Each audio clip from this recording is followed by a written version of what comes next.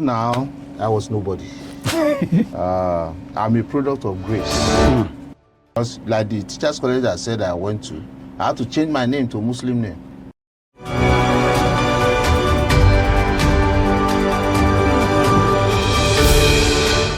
Especially in the north, the dichotomy between the north and the south religiously can never be filled up. Because what we need in security is to be secured. Yeah. And we are not secure.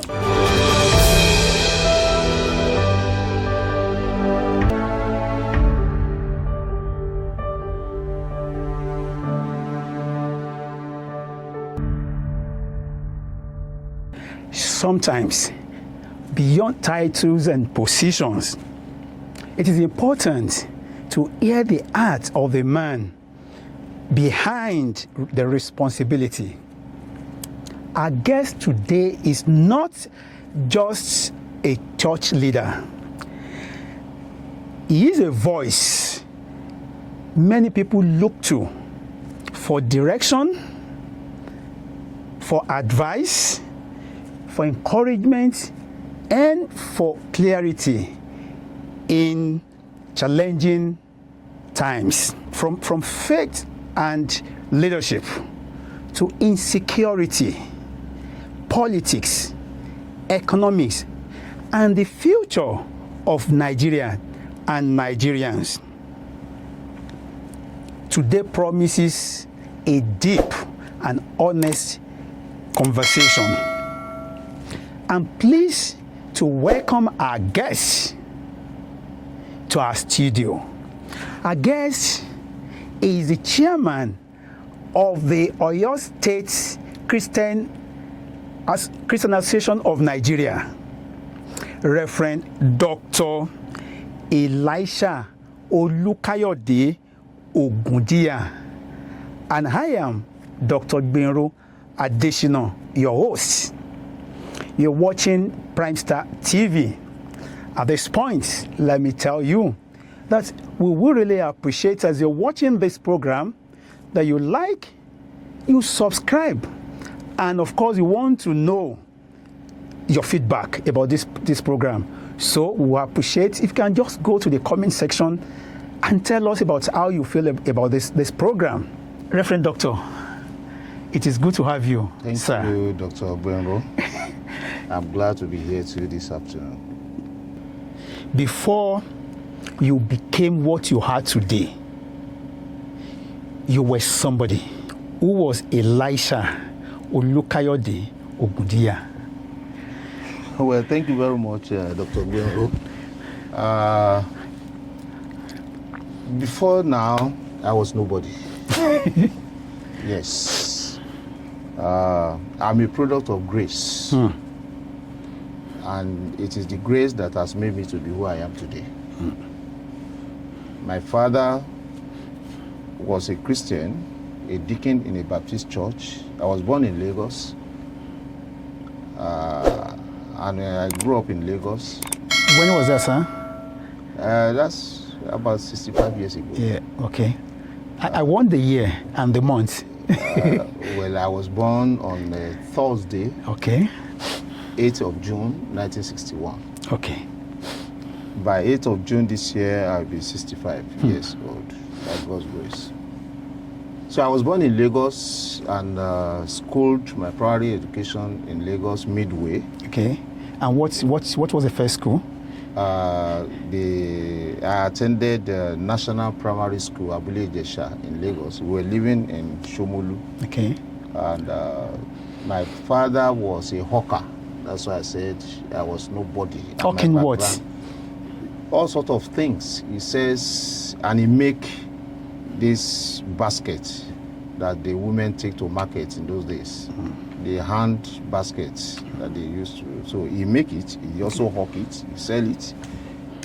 It depends on season. At times he sell foot mats and so on and so forth. On Saturdays I also join him. We trek from Shomolu to Lagos Island through the only bridge that cross mainland and island. That's the Kata Bridge at Ido. That was the only road, only bridge crossing mainland to the island every Saturday. And When I used to follow him in hawking, I was just taking it as if it's a child play. It was later I discovered that it was actually out of poverty that made him to do that. And I thank God that he also made me to understand the rudiments of life, that it could be rough initially, but the future is greater. So when I was growing, he always tell me about life, that you should not despise the little beginning. The sky may not even be your limit. Yeah, the beginning. I head on to that in pursuit of my future career. In 1970, we had to move back to our hometown. Okay. I am from Okeam in the Terrorism local government of Oyo State. Okay. My grandmother was of age, and my father, being the first male child, felt he should go and take care of his mother at home. So that was when he became a peasant farmer. Okay. And I have to move back from primary 3. I have to move back with him home. And that's how life continued after my primary education in my hometown Baptist Primary School. Okay. I attended secondary school in Isheyin. Okay. And from there, I went back to Lagos in the late 70s, 76, 78, to learn tailoring. After the school starts, I was also engaged in, before learning tailoring, I was employed at the Academy Press as a clerical assistant. And that I did for about a year and a half. Then I went into the tailoring apprenticeship. But I was still not satisfied with what was. My intention then was to become a teacher, because my father's younger brother was a primary school teacher. He's of blessed memory now, and I just want to emulate. I want to do whatever he does, the way he does things. But that even led me to copy his signature. He is J-O. Okay. I am E-O. So it was only the 2 letters that changes. The way he used to sign, that is the way I'm signing it today. So I love him and I love whatever he does. So I said I want to become a teacher. So we tried us admission to get admission to Teachers College in Sokoto, in Lagos State. It was abortive.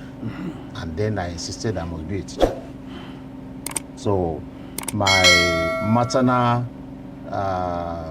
auntie was living in Sokoto State, and my mother told me also that in Sokoto State admission is not as hard as this. So, and I decided to go to Sokoto. Okay. I had to be in my mother's town for about 3 months, waiting for who will take me down there. The person is a farmer, and he had Mom is from where? From Aguare. Okay, all right. In Oyo North. So, and the man that you should take me there was also a farmer who was gathering money to go and buy goods. So he was the one that I was supposed to follow. So I had to stay for 3 months. So after which I went, and when I got there, I met my auntie, my mother's sister. And that same day in the afternoon, the old woman took me to the local government. The name of the local government is Bagudo local government. It's now in Kebbi State. It used to be Sokoto State. He took me to the secretariat and he spoke outside to them that this is my son. What is going to be my profit since I've been in your town trading? That give my son job. That afternoon I was employed. I was given teaching employment, and that I did for about a year and a half before I now went to Teachers College. So I attended Gigian Memorial Teachers College. Gigian Memorial Teachers College. Okay, Yes. I spelled. Gigian is in English is like palm tree. Okay. Yes, so that's the Hausa name for it. So Gigian Memorial Teachers College at the race course. So I went for the 2 years pivotal course as a grade 2 teacher, and after finishing, free, sponsored. So I was posted back to Ibagudo local government, where I taught for 9 years. And then I felt the call of God upon my life to go to theological school in 1986. So I got admission to Ekwa Theological Seminary Igbaja, where I had my diploma of theology. And after that, after the 3 years course, I was employed by our evangelical church winning all Ekwa, and I was posted to Benin in the then southern district. And from there, after about a year and a half, so Ekwa Church Benin City was my first station. Okay. Then I was transferred to Lagos Island to be an associate pastor for about a year and a half again. Then I was transferred to Osogbo, where I stayed longer for about 5 years. And from Osogbo, I was transferred to Ogbomoso 3 years. From Ogbomoso to Warri for another 2 years. From Warri, I became our district secretary with our headquarters here in Challenge, Ibadan, for 6 years, 2 terms of 3 years each. After that, I pastored Ekwa Chapel, Bodija, for another 4 years. Then from there, I was transferred back to Osogbo for 4 years. Then I became the camp chairman of Oyo State by God's grace. So after my tenure, that same year I was transferred to Abeokuta, where I worked for 4 years. And from Abeokuta, I was transferred to Ibadan. Okay. About 4 years ago. And last year, December, I was elected 25 years to be the camp chairman. So that's my journey so far. So that's why I say I'm a product of grace. Because on my own, all my education, aside from my diploma that was residential for 3 years, my first degree I had to be going during summer school. Where did you have the first degree? The same school. Ekwa Theological Seminary. It's degree awarding institution. Yes, that is even where I got my doctoral degree in leadership and administration. Oh, okay. So they have first degree, they have second degree, Yes. they have okay. PhD, everything. In theology. Yes. Okay. Yes. So You had your first degree when? the diploma 89. 89. And first degree I think 1991. Okay. Then my master's 1993 In theology. in theology. Okay. Yes. I had a Bachelor of Theology and a Master's in Theological Studies. Then my doctoral degree in Leadership and Administration. Okay. 2015. Yeah, thank you From for the same institution. And all these were part-time, summer school, and so on and so forth.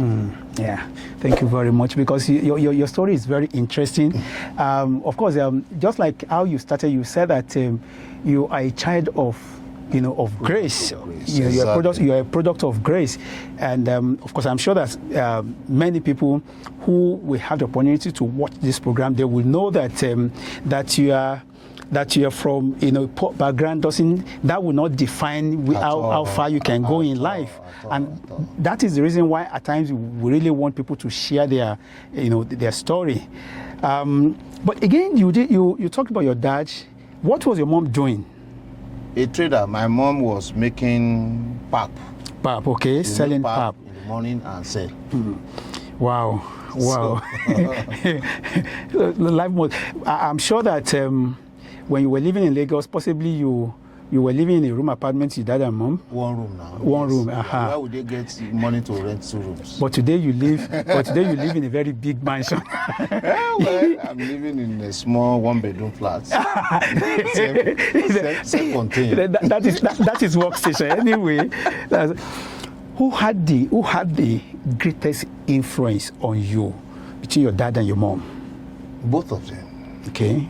In the area of spiritual life, my father made a very big impact in my life.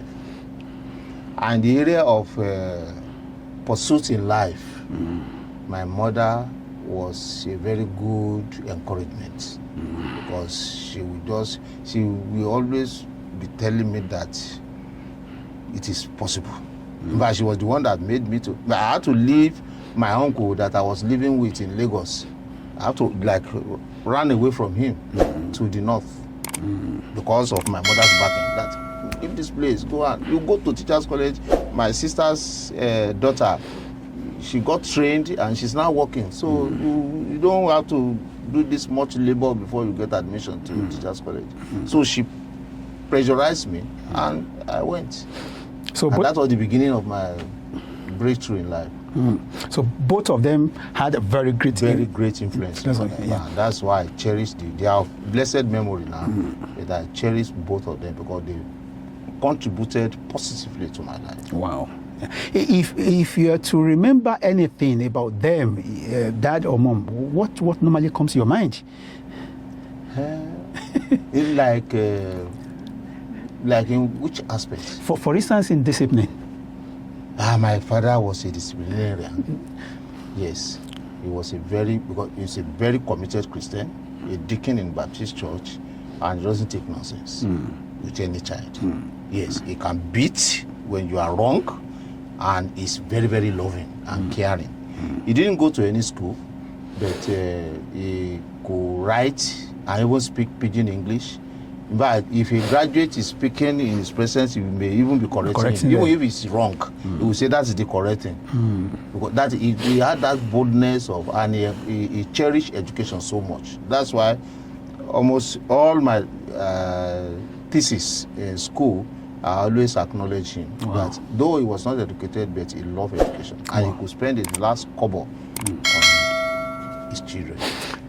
You lived part of your life in the north. Yes. If you were to compare the north of then to the north of now, what can you see? I would say the discrimination, the tribal discrimination was there then very well, because like the teachers' college I said I went to, I had to change my name to a Muslim name. What? Yes. Why? Because the education was free.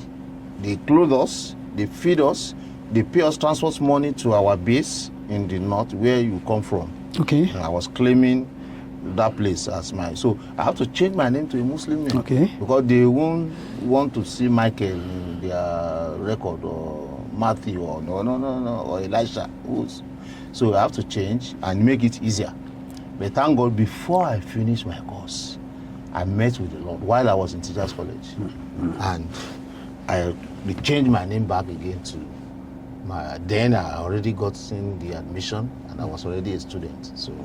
So I would say that the discrimination between the religious discrimination was there then, just as we have it today. But it was not as tense as all these Boko Haram and all these killings and so on. But then, once you are a Christian, they will see you as an infidel, unbeliever. Yes, that's how they categorize you. But then it takes courage if you are a child of God truly, and they know you maintain your stand of who you are, that I'm a Christian. They will just respect you and they will leave you.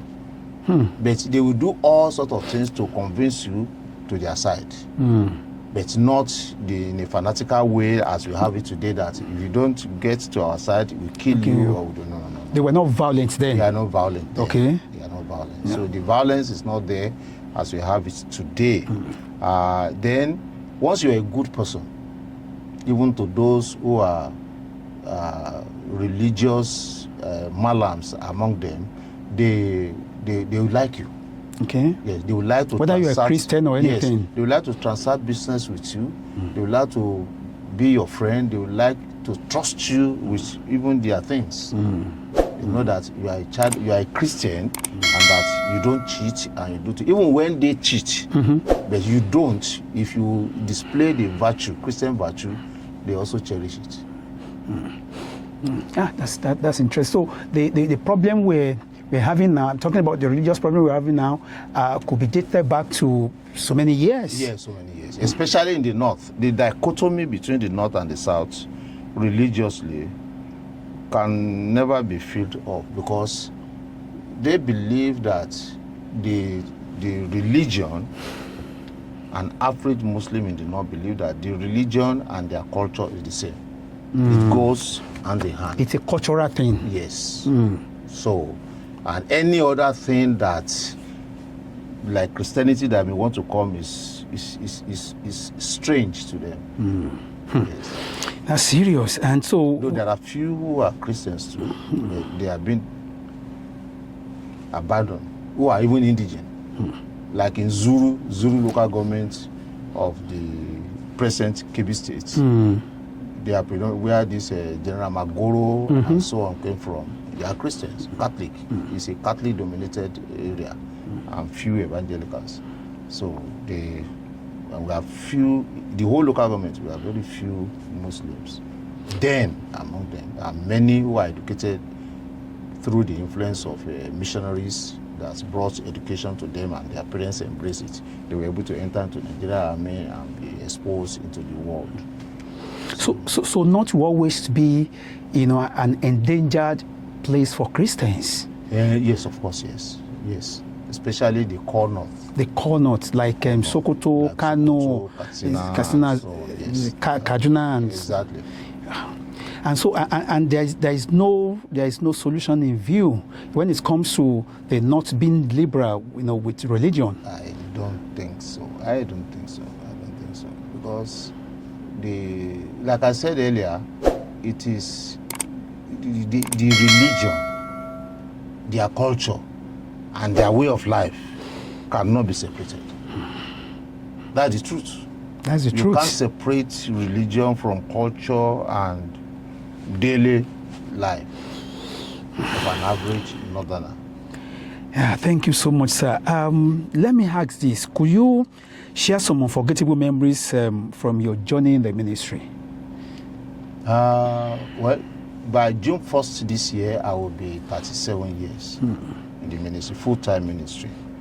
And there were a lot of memories of negative occurrences and so on and so forth. But in it all, God is being glorified. And like for instance, when you go to a church, you are not loved, even when people don't know you, and you must walk there. Okay. A few days ago, I was sharing with the members in the church that I got to a church, and it was a choir practice day. That was my first time of entering that church. So I went there to report. Usually that's what we do, we report, and later on we will... As a pastor, then you will meet, maybe you go on Saturday, you worship with them on Sunday, then you meet with the elders in the church, then you all agree on your movement. Maybe the former pastor, when will he move, and when should you come, and so on. So that may take another 1 month before you settle. So the first day, Saturday I went, was a choir practice day. And after the choir practice, the choir members came to greet me in the pastoral. And in welcoming me and having interaction with them, I said, I love singing, but I don't have good voice. But my wife is a good singer, and even my children, they sing. After our interaction, they asked one woman to pray for their new pastor. And the woman said, thank God for our new pastor, even though the pastor doesn't like choir. Other members of the choir were grumbling. That's not what this man said now. So the woman is continuing with her prayer. Till today, I don't know her mind though, but till today, the woman is still alive. She doesn't accept me. And that's about 30-something years ago. I sat there and said, what did I do to her? I didn't know her before. Though I know she was very close to the former pastor that left, but it's not my fault. I'm not the one that asked the pastor to go, or am I the one that brought myself here? But I don't really know what was in her mind to have said, and still display that till Today. But we met last weekend. She still displayed that. That she doesn't bother about me. So it's a very bad experience that as a pastor, you are not loved with no just reason. And I experienced so many. Some people they can even take care of other pastor outside, and for whatever reason, which is best known to them, they won't care about you, and you know. Okay. He's your church member. You pray for him every day or her, and instead of him taking care of you, like in terms of pastor's welfare or whatever, don't do that, and they'll be doing it outside for others. There's nothing anybody can do about that. Because I've also experienced people outside even my church. Somebody had given me a car who has never even sat under my administration for 1 minute. And he sent it to Kumbo Camry car to me. Wow. So all this make me not to feel negative about whatever anybody perception of anybody about me. So because God who has called, the Bible tells us in 1 Thessalonians 5:24 that he who calls is faithful and will do it. But in all, with all the negative experiences in life, in the ministry, God is faithful. Let me ask this. I want to know if there is any biggest struggle, that you faced in your early days, as a minister. And when you were facing that, did it ever occur to you that you should give up? I don't think there is any that I can remember, because I don't think so. Because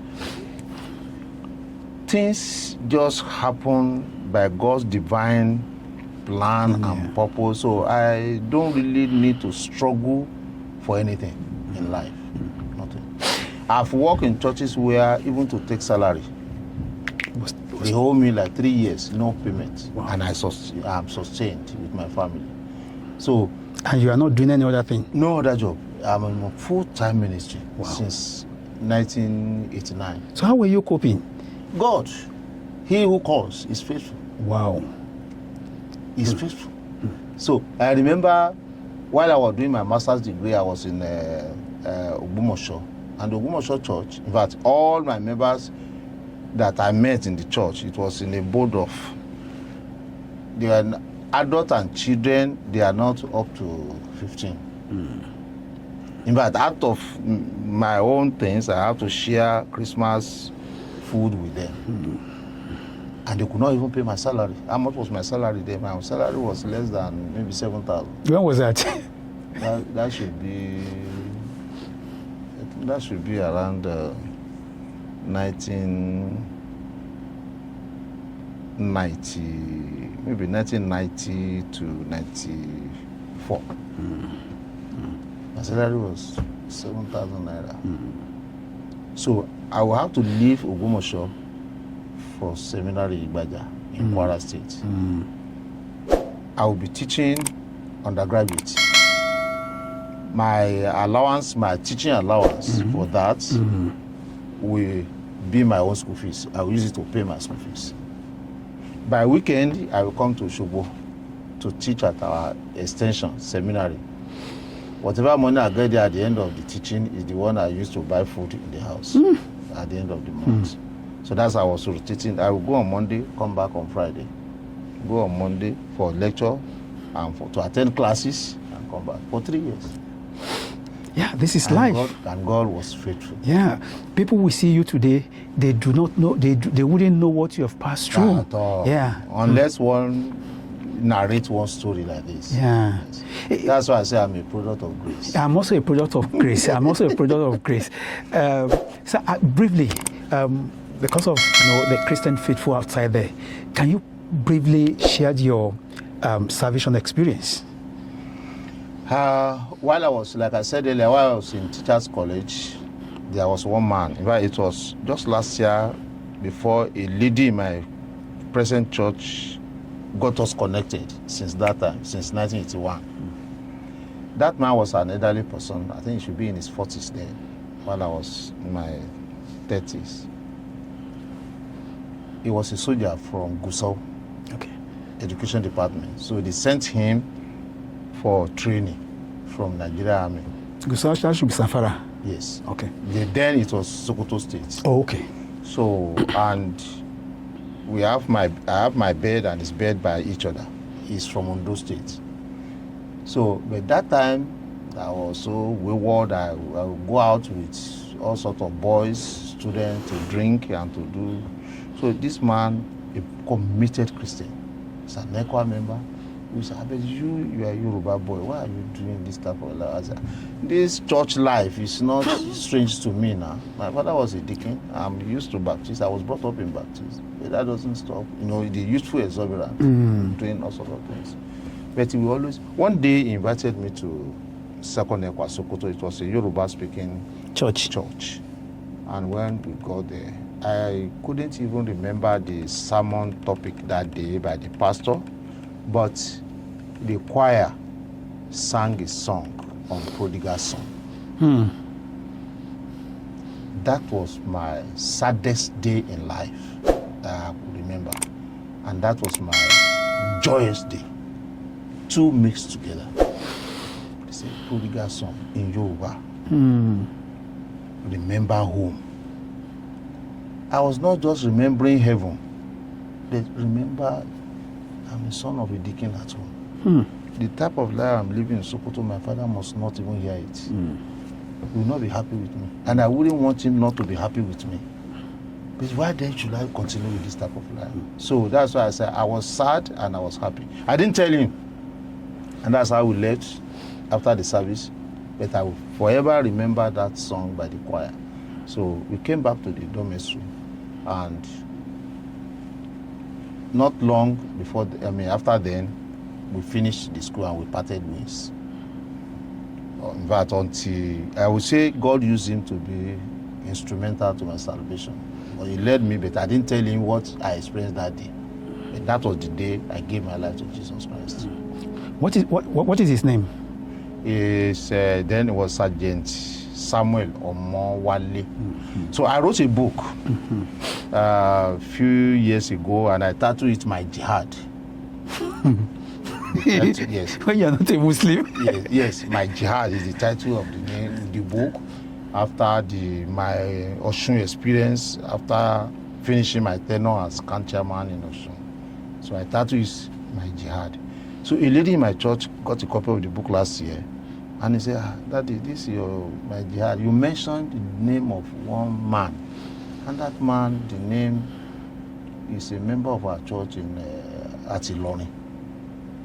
I said, "Who is that?" He said, "Samuel Omowale."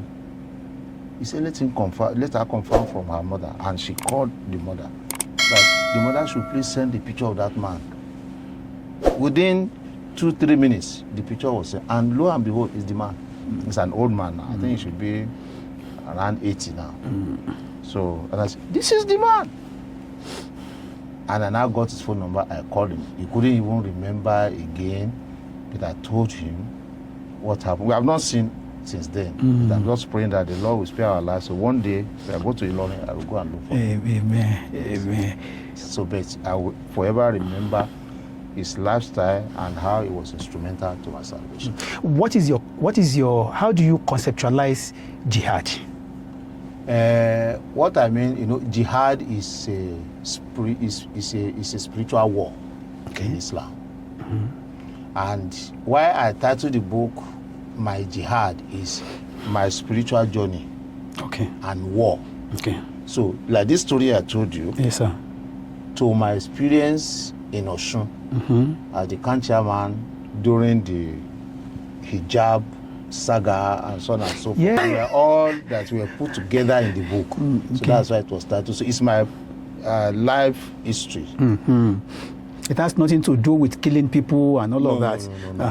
Jihad means fighting for your rights and fighting for religion. Not to use gun, not to use cutlass. It was just a name to capture history of my life. Who do you turn to when you need strength, wisdom, or guidance? God. He had been my source of all this mentioned. God. And I've never been disappointed. But when I face challenges, either in the ministry generally, and I'm pushed to the wall, usually what I do, if I can't talk to anybody, if I feel not to talk to anybody, and I go to the altar personally and alone on the altar, at the center of the altar, and I pray to God, I've always been seeing response from God. So it's been my source of strength and power whenever I hit the wall. What's your position in your family? Among your siblings? That's another story. The history has it that my parents had about 9 children, but only 2 of us are alive today. And it's like give birth to a child today, after 3 months the child is dead. Oh my gosh. After 1 year the child is dead. So that's how we remain too. Wow. So you are the first now? No, my sister. I have Your a sister. senior sister. So what did that teach you? That experience? Yes. In fact, that even made me to talk to my dad one day. I said, thank God we are only 2. Thank God we are only 2 that survive among your children. Because if we were to be all the children you had, where will you get money to train them? And you love education so much. And the 2 of us, it was only secondary school that my daddy spent money on me. All other education, it was people, serve, and so on. So I told him, I said, thank God, God really love you. That's why he spared the life of only 2 of us. And my sister, she had NCE. I think she retired last year from teaching in the Oyo State government. And where will he have gotten money to train her beyond that? Humanly speaking. No. So we are only 2. I don't even know my number, but I know we are only 2 that, because he has a record. He has a Bible that he keep The child birth. But yeah. So we have series of children and names. They were all named before they died. But God gives you more than 2. By God's will, yes. We thank God. Let us come to CAN. Okay. Let us come to CAN. You know, as a chairman of CAN in Oyo State, what does this role truly demand from you? In Oyo State, I would say CAN in the Oyo State is more demanding than even in other states, especially in Oyo State, where I have experienced leadership. Oyo State is more complex. Osun had just 16 local governments. Oyo State has 33 local governments. And Oyo people, Ajishebi Oyo Lari. Oyo people, even in the church, in the body of Christ, we are different. I'm from Oyo. We are different. So, is the leadership of CAN in Oyo State is highly demanding, and it requires commitment, dedication, and sacrifice. I know that, and God has been giving me the grace to exhibit that. I was in your office recently. That should be about a week or 2 weeks ago. And sorry, I have to say this. The surroundings, was not well kept. The bush everywhere. How do you maintain that place? What are the challenges? In fact, that's what formed part of our discussion today. We had the machine that we used to cut grass, and it was faulty. That was not what it used to be until this rainy season that it started to be so. But today, as I'm talking, we have approved money to purchase a new one. Okay. And by tomorrow morning, I told the worker there, we were traveling to Lumosho, that as I arrived there in the morning, he should remind me. I will have sent the money to the seller so that he will go and pick it out to Ogunpa tomorrow. So if you are there the next 1 week, you will find it. That's not the way, and I personally don't even like it that way. Very unfortunate. Somebody even raised it today, and we have already worked on it. What was the most difficult decision you've taken as the chairman of CAN in Oyo State? But we came on board just December last year, and not yet, but I know that maybe as time goes on. Okay. In your inaugural speech, you urged the government to fish out perpetrators of banditry and kidnapping in Nigeria. Looking back now, do you think that call, has yielded any results?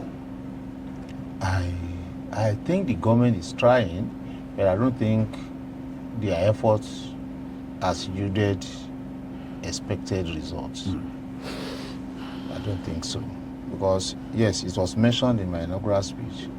Even yesterday, if you have a copy of our press release, it was also mentioned that the government should do something to be more proactive, not on what has happened, but even to forestall the future occurrence. So the insecurity, and it is not only peculiar to Oyo State, the insecurity is all over the country. We hear news all over the places, especially in the southwest where it used to be peaceful. They are coming from the north, from Kwara, and so on and so forth. So I think our government needs to be more at alert, and also with the citizens have to be very careful also and be prayerful. That brings us to, now that you've talked about terrorism, that brings us to what happened recently in Oyo State, where children, kindergarten, children of about 1 year, 2 years, less than 1 year, 7 years, were abducted, and as we speak, they are still in the den of terrorists. When you heard of that incident, what came to your mind? What came to my mind is what has always been ringing in my mind. That when we talk of this, even right from the Leah Sheribu incident, we call it Sambisa Forest. Yeah. Well, the Sambisa Forest formed overnight. Is Sambisa Forest not a forest that the occupants of the community and the environment have been farming and hunting? The same thing with this, our own. They said it's the reserve forest that they were taken to. And if it is reserved, how did the Fulanis manage? Because I was told that there were a lot of Fulanis in the place that they settled there inside the reserve. How comes if reserve is government reserved forest, and if our nation, our state, is not porous, why will a place where it is called a reserve, where we have security, guiding, and so on and so forth, how managed they were able to settle with their cows inside that place? And reserve supposed to be an economic, it's supposed to be an economic reserve where we get money through maybe timbers and all of that. Exactly. So how managed that these people were able to settle with their cows? Yeah. And nobody is doing anything. Something is wrong somewhere. Either our security is not tight enough, or because I can't imagine. Do we have a security? Can we say we have security? The government, because we have to be honest now. The government will tell us there is. Okay, but do you think we have? There may be, but they are not functioning. Okay. And once it is not functioning, it's not existing. Because what we need in security is to be secured. And we are not secured. Which is supposed to be the first responsibility of any government. Of government. Yes. To secure life and property. But it's not. It's very unfortunate. Because how managed these people got into the reserve? That's the question. To the extent that they are even sending bomb to our security agents. Who taught them? They are not educated people. How do they manage to produce something like that can destroy life inside the forest? How do they manage to get to town and buy things that are needed? You see, all these questions, I don't know who will answer it. inside the forest. How do they settle there? How do they bring their cows inside the forest? Who give them the permit? So these are the questions. Yeah. So if you say our government has the knowledge of their settlement there, it may not be an exaggeration. Okay. Because I don't think anybody can decide to go and reside on government property and the government will be watching the person. Yeah. To the extent that they take that place to be their place of living. Their land. That they can bring people from the town and keep them there, demanding for money or killing them. It's very unfortunate. It's a very sad thing. Yeah. Sir, it is not just happening. I remember over 10 years ago, sir, I did a report. That was, yes, on Fulani, attack in Okeogun area of Oyo State. Sir, what I saw was very horrible. Now, if I talked about 10 years ago in Southwest, and I'm just trying to paint a picture that we are in deep crisis, security crisis in Southwest. They are everywhere.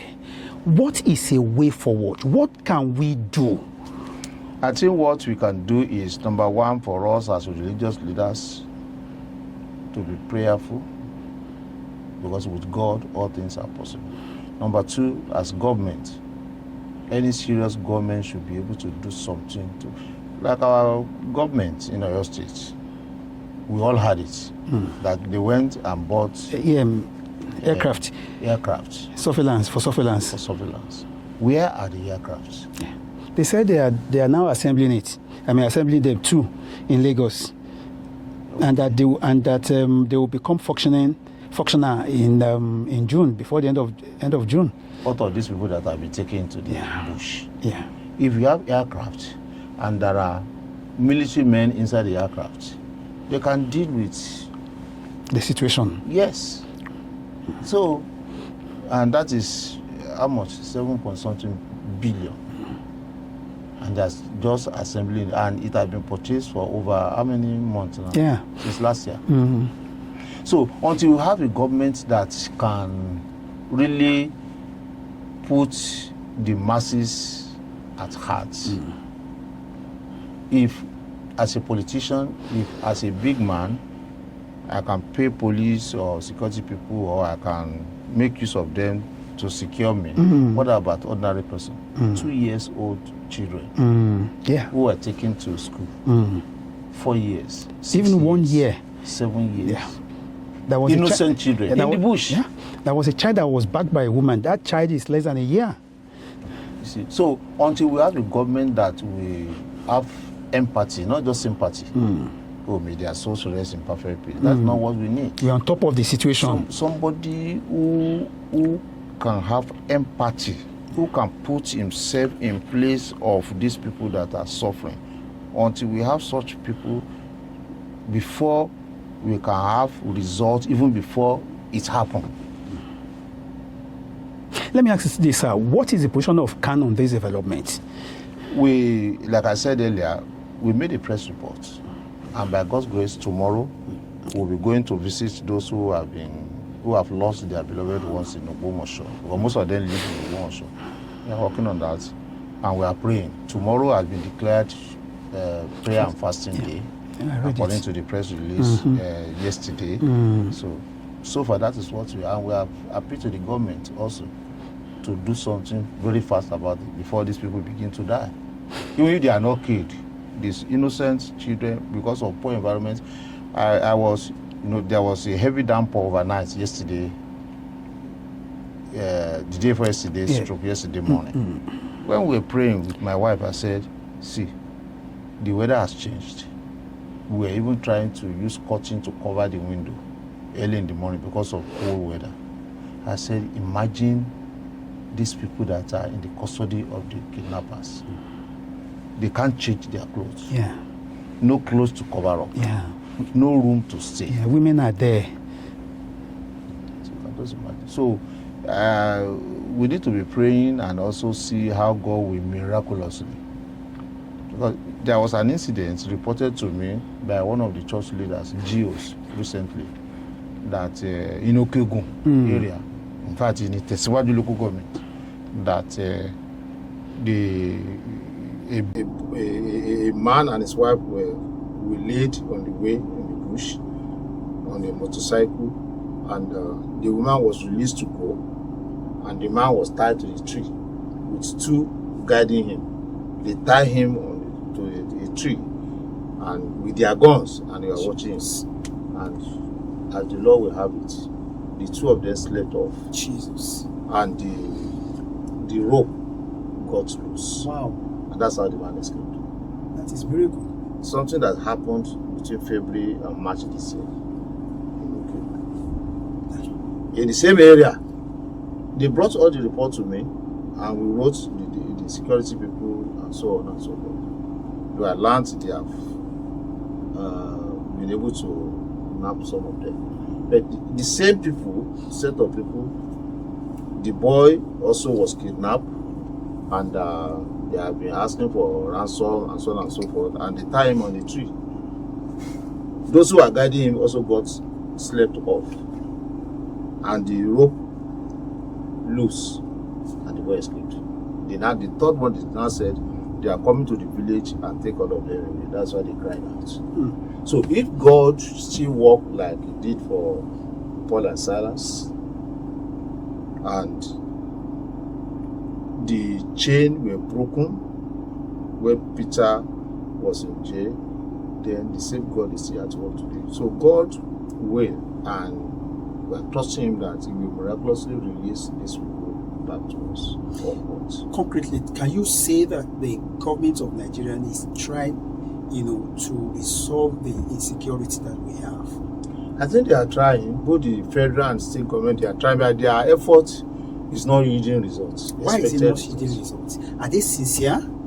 Can we say that they are sincere? Well, we may not be too judgmental on their sincerity, but from what we can hear and see, they are trying. If you had the opportunity to speak directly to the government leaders today, what will you say? What I will say is what we are saying here, and I want to believe that they are hearing, or somebody will tell them that we appreciate what they are doing, but we need more. They need to do more, because what they are doing is not yielding results. Do you think that Nigeria is working? Yes, Nigeria is working. Because the reason why I say Nigeria is working is that the people, the Nigerians, they are God's people. God made us in his own image. And so no matter how negative things are happening, yes, I still believe that Nigeria is working because God is alive. Because some believe that South and North are not compatible at all. That is our human calculation and expression, our human feelings. But God has not made a mistake to have kept us together since all these years. And if in his own infinite mercy wants us to be separated, let it so be. You once advocated that people should obtain PVC and actively involved or participate, in the electoral process. What inspired that? Because we're talking about Christians now. Many Christians believe that it's not really good for Christians to be involved in politics. So, but you're encouraging people, yes, Christians, to be involved, not just voting. Yes, to even be involved in politics, as in being elected. Yes. Why? Yes, the Bible says when the righteous rules, the people enjoy or they are blessed. Yes. So if the righteous are not in the position, how will the people be blessed? So we encourage Christians to be involved in politics, and we encourage Christians to also take their card that will enable them to cast their votes. It is our civil right, okay, and it is our responsibility. The Bible says we should pray for those who are in authority. If our brothers and sisters are not in authority, even our prayers will not work. If you pray for brethren who are in authority, not only prayer, we talk to them, we speak to them. What about if we look at it from this angle? Jesus Christ was asked to be the king, physical king of Jews, And he said no. And I'm sure that many Christians are saying that because of that, it is not good, to be involved in anything that is worldly. Jesus is not woman. He's both woman and God. And he doesn't need to be a governor or a ruler in this world before he's already the ruler of the entire universe. So that's why his own case is different from ours. But he has made us to represent him. In Matthew chapter 28, he said, therefore, go into the world and preach. Yeah, the good tidings. We can preach the good tidings by our lifestyle, by our way of living, even in politics, that will bring more people to the kingdom. And we should. That is the essence of our existence. So we should be involved in those things we call worldly and make impacts. We are in the world, we are not of the world, and make impacts. If people are saying, let's what do you call it, when they want to take contracts in the house, let's paddle it or whatever they call it. Paddle it. Somebody can say no. What is it going to cost him to do this contract? Let's award the contract and let's monitor him that he execute the job. If the job will pay him, let him get his own profit out of it, and let the good job be done so that everybody will see. Let's cite an example, sir. During the administration of Buhari, Professor Yemi Osinbajo was the vice president, and he wasn't able to do so much. We were not even really hearing his voice. Apart from talking about academic conference and all of that. Well, unless we hear from him, maybe he has some things that really. He was crippled. They wouldn't allow him to. The system. That is our assumption. He has not said it out publicly. Okay. I've never heard him. Until we hear from him that what actually made you to. And also, when we talk about the vice president is not really active. He is only active in the absence of the president. So, if he himself said that even as vice president, the role I'm supposed to play, I am being handicapped and I was unable to play, it is then we'll be able to judge. But now, I don't think we should be able to say that he was unable to do anything. It depends on the individual. Okay, so where should draw line between spiritual responsibility and political involvement? Spiritual responsibility is into two. If, like, I'm a clergy, and I know my spiritual responsibility is to feed the flock, is to tender the flock, and build the body of Christ. That's my spiritual responsibility. Somebody's responsibility, okay, like in your own case, you are a journalist. Your responsibility here is to educate the people, the masses, and give people hope through programs that comes out from this place. We are doing the same thing, just like Billy Graham. He has a brother. Billy Graham said, myself and my brother, the brother is a farmer, full-time farmer. And Billy Graham is a preacher. He said, I preach Christ and my brother plants corn. We both PC. And somebody that is planting corn can also do evangelism by employing people into his farm to work for him. Products of his farm, he can also send it to the orphanages and to the needy. It's as good as the man that is holding microphone and holding crusade all over the world accept Christ. If they accept Christ as their Lord and Savior and they are in hunger, they are hungry. So there are quite a number of ways that we can go about this spirituality and the secular. The two can be matched together, and that's what we tell politicians who are Christians today, that you can really execute your Christian virtue even in politics. And as we back them up, then I'm sure we'll see results. What keeps you awake at night as a spiritual leader in times like this? Thoughts of life, occurrences as if you know, I don't sleep beyond maybe 2 o'clock every day. I'm awake. Study the word, pray, send messages and prayer out to people till around 4 a.m. And by 5, I'm out on morning walk, physical exercise To keep fit. then I come back for family devotion every day. That's my routine on a daily basis. So at the midnight, the thoughts, how do we take this? How do we make this? How do we go about this? How do we solve this problem? How do we do this? Then take it to the Lord in prayer. Okay. What legacy do you hope to leave as chairman of Kano Oyo State? My focus is that I want to leave Kano Oyo State in a greater and better position than how I met it, both spiritual and physical. My God.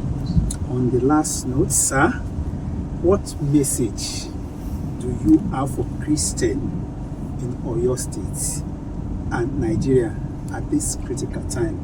And do you seek any assistance from Christians, abroad? Particularly, we see Donald Trump saying that he wants to help us out of the terrorism situation that we find ourselves. Well, my appeal to Christians in this country and all over the world, like I've always been doing, people that are in touch with me and so on, is that they should keep on praying for Nigeria, and that whatever area that they will assist us, like the governments of other countries assisting us without necessarily taking advantage of our situation, I think it should be welcome. Like this insecurity, I'm sure if American soldiers should come here or Israeli soldiers should come to Nigeria and on these our bushes and cities and villages, I'm sure there will be a difference. But because the attackers, they are also foreigners.